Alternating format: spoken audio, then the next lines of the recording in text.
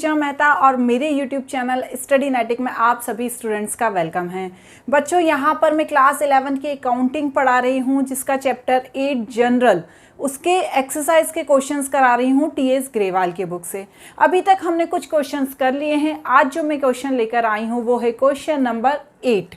इस क्वेश्चन में गुड्स से रिलेटेड ट्रांजैक्शन की एंट्री किस तरह से की जानी चाहिए वो मैं आज आपको बताऊंगी। तो स्टूडेंट्स स्टार्ट करते हैं, लेकिन उससे पहले मेरे चैनल को ज़रूर सब्सक्राइब कीजिए, लाइक कीजिए, कमेंट कीजिए। किसी भी तरह का कोई क्वेश्चन है वो आप मुझसे कमेंट बॉक्स में पूछ सकते हैं। तो स्टूडेंट्स सबसे पहले स्क्रीन पर पढ़िए क्वेश्चन नंबर 8। इसका पहला ट्रांजैक्शन है goods withdraw bye honour of 1000 for personal use. मतलब ऑनर था जो बिजनेस का, उसने गुड्स निकाल लिया अपने पर्सनल यूज के लिए। जब वो ऐसा करता है तो उस स्थिति में उसे कहा जाता है बच्चों ड्राइंग। तो ड्राइंग क्या होती है? जब बिजनेस से जाती है, बिजनेसमैन के पास आ रही है और बिजनेस से जा रही है तो एक्सपेंस हुआ ना, बिजनेस का तो खर्चा हो गया, तो इसलिए हम उसे डेबिट कर देंगे और टू परचेज अकाउंट कर देंगे। अब आपके लिए क्वेश्चन होगा कि मैडम परचेज अकाउंट क्यों किया? बच्चों, जब भी हम गुड्स से रिलेटेड कोई एंट्री करते हैं तो गुड्स को हमेशा परचेज की कैटेगरी में लिखा जाता है। जैसे हमने बिजनेस से सामान निकाला तो क्या हुआ? पैसा चला गया। पैसा चला गया ना, कहाँ का चला गया? पैसा बिजनेस का चला गया, तो उसे हम परचेज के थ्रू शो करते हैं। तो परचेज का मतलब कैश का जाना। तो यहाँ पर कैश के जाने को जब हम गुड्स से रिलेटेड एंट्री करते हैं उस स्थिति में कैश के जाने को परचेज अकाउंट से रिप्रेजेंट करते हैं और ब्रैकेट में लिखेंगे being goods withdraw bye honour. कितना? 1000।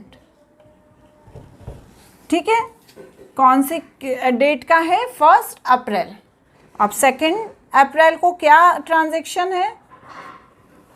Goods distributed as sample. मतलब सैंपल के रूप में गुड्स का डिस्ट्रीब्यूशन कर दिया। तो भैया जब तुमने गुड्स का डिस्ट्रीब्यूशन किया तो ये भी तो एक तरह से खर्चा हो गया ना। तो जब कोई खर्चा होता है तो उसे क्या लिखते हैं? All expenses. तो free sample account debit and to purchase account. अभी मैंने समझाया आपको कि परचेज का मतलब कैश का जाना, इसलिए हम यहाँ पर गुड्स से रिलेटेड जब एंट्री करते हैं तो टू परचेज अकाउंट करते हैं, जिसका सिर्फ ये मेंशन करना होता है कि हमारा कैश चला गया, हमने कुछ परचेज किया उसके रूप में हमारा कैश चला गया। तो यहाँ पर क्या लिखेंगे? Being goods distributed as sample. कितना अमाउंट है बच्चों? 500 रुपये। ठीक है, नेक्स्ट ट्रांजेक्शन देखते हैं। Goods given as a charity. Charity में गुड्स दे दिया। यहाँ पर यदि हम कैश की बात करते तो टू कैश करके लिखते, लेकिन हम यहाँ पर गुड्स की बात कर रहे हैं और गुड्स को मैंने जैसे अभी बताया कि परचेज की कैटेगरी में रखते हैं। तो यहाँ पर भी वही करेंगे, charity account debit to purchase account. कितना अमाउंट है? 300। यहाँ पर भी 300 और ब्रैकेट में लिखेंगे being goods given as charity. क्या है डेट बच्चों? अप्रैल 3। क्लियर? नेक्स्ट ट्रांजेक्शन क्या है? Timber used to a making office furniture 5000। Assume that the firm is a timber merchant. यहाँ पर ये बताया है कि ऑफिस का फर्नीचर बनाने के लिए टिम्बर मर्चेंट करके एक कंपनी है जिसने एक्सपेंसेस कितना? 5000 का। तो सबसे पहले हम क्या लिख देंगे यहाँ पर? Office expenses account debit to purchase account. Goods से रिलेटेड जितनी भी एंट्री होगी बच्चों उसमें परचेज अकाउंट को क्रेडिट करेंगे। Timber used for making office furniture,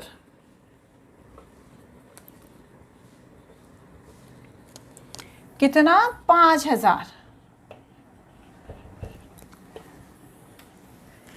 clear. Next है गुड्स डिस्ट्रॉयड बाय फायर, मतलब आग लगने से गुड्स डिस्ट्रॉयड हो गया, कितने रुपए का? 3500 का। तो यहां पर लिखेंगे loss by fire account debit to purchase account, कितना? 3500 रुपए। और ब्रैकेट में लिखेंगे being goods destroyed by fire. ठीक है। नेक्स्ट कौन सा है? गुड्स लॉस्ट इन ट्रांजिट, मतलब यदि हम सामान कोई कहीं से लेकर आते हैं तो उसे क्या बोलते हैं? ट्रांजिट करना। तो गुड्स जब हम कहीं से कोई सामान ला रहे थे तो वो रास्ते में क्या हो गया? डिस्ट्रॉय हो गया, किसी भी रीजन से हो सकता है, एक्सीडेंट हो गया, कुछ भी हो गया। कितने का हो गया? 2,000 रुपए का। तो यहाँ पे क्या एंट्री करेंगे बच्चों? Loss in transit account debit to purchase account, being goods lost in transit। कितना अमाउंट है? 2,000। और यहाँ पर बच्चों डेट का भी ध्यान रखना है। तो ये कितने, कौन सी डेट की है? 4 अप्रैल, 5 अप्रैल और 6 अप्रैल।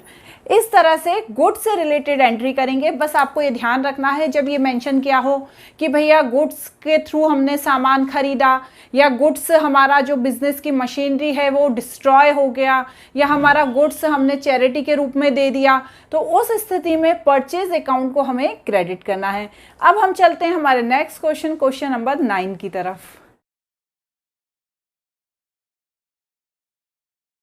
Transaction related in fixed assets, यहाँ पर फिक्स्ड एसेट से रिलेटेड ट्रांजेक्शन हो रहे हैं। जो पहले वाला क्वेश्चन था उसमें हमने गुड्स से रिलेटेड ट्रांजेक्शन किए थे। अब देखिए पहला ट्रांजेक्शन क्या है? Paid repairing charges on existing machinery, जो मशीनरी है उस पर हमने रिपेयरिंग चार्जेस लगाए, मतलब मशीनरी को सुधारने में पैसा लग गया। तो हम क्या लिखेंगे यहाँ पर? रिपेयरिंग चार्जेस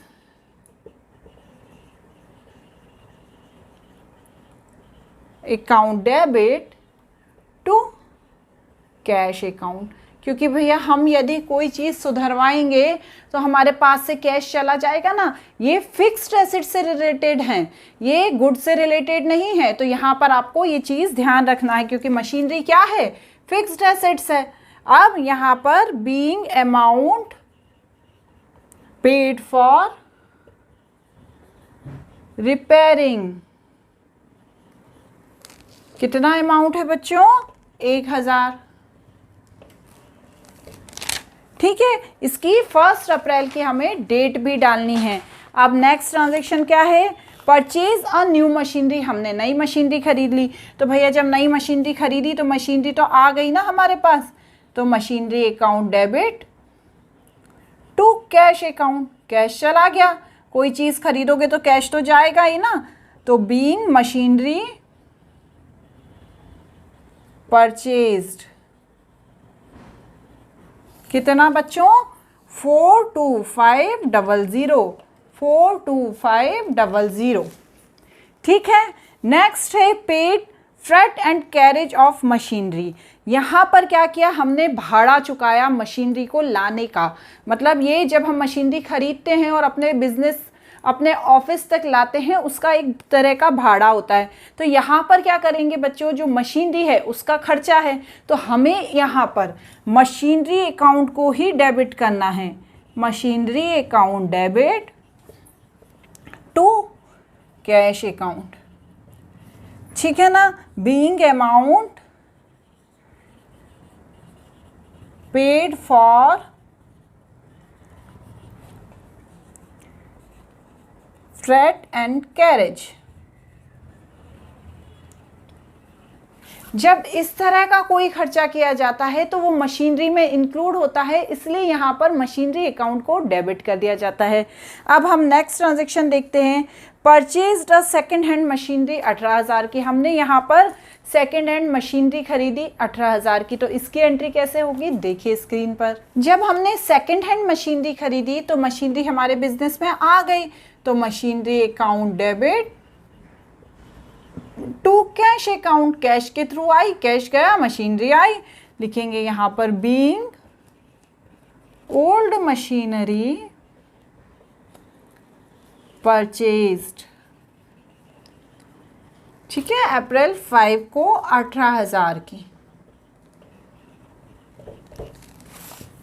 ठीक है, नेक्स्ट ट्रांजेक्शन क्या है? Paid repairing charges on above machinery, machinery पे जो भी खर्चा होता है उसे मशीनरी अकाउंट में ही डाला जाता है। जैसे अभी हमने पहले वो कैरेज वाला था उसमें भी मशीनरी अकाउंट को डेबिट किया, उसी तरह से रिपेयरिंग चार्ज डेबिट नहीं लिखेंगे, यहाँ पे लिखेंगे machinery account debit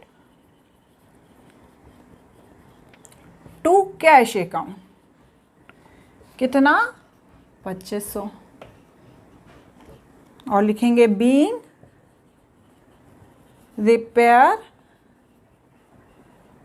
repairing amount paid.